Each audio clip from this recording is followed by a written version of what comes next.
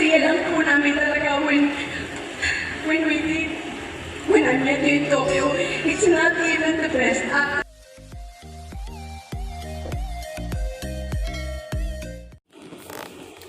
MMF Gabi ng Parangal. Samantala nagwagi naman si Vilma Santos ng Best Actress dito sa When I Met You in Tokyo. And Best Flute din ang When I Met You in Tokyo.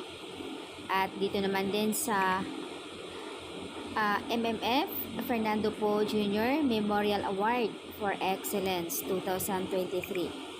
Sa video kanina kung saan ay naispatan niya ang cast rin, sobrang ang saya nila dahil nga ang kanilang nakuha din ang kanilang flute, best flute.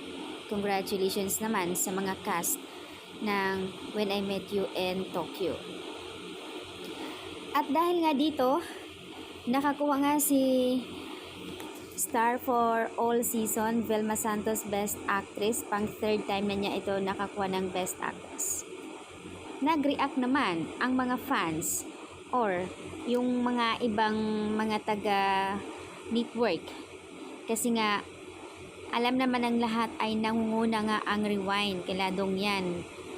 Sakitaan lang yon. Pero syempre magaling din si Marian. Pero dito, may sinasabi pa ang iba na may something daya.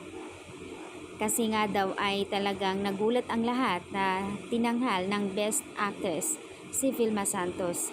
So which is ang expected nila na Best Actress ay si Marian Rivera.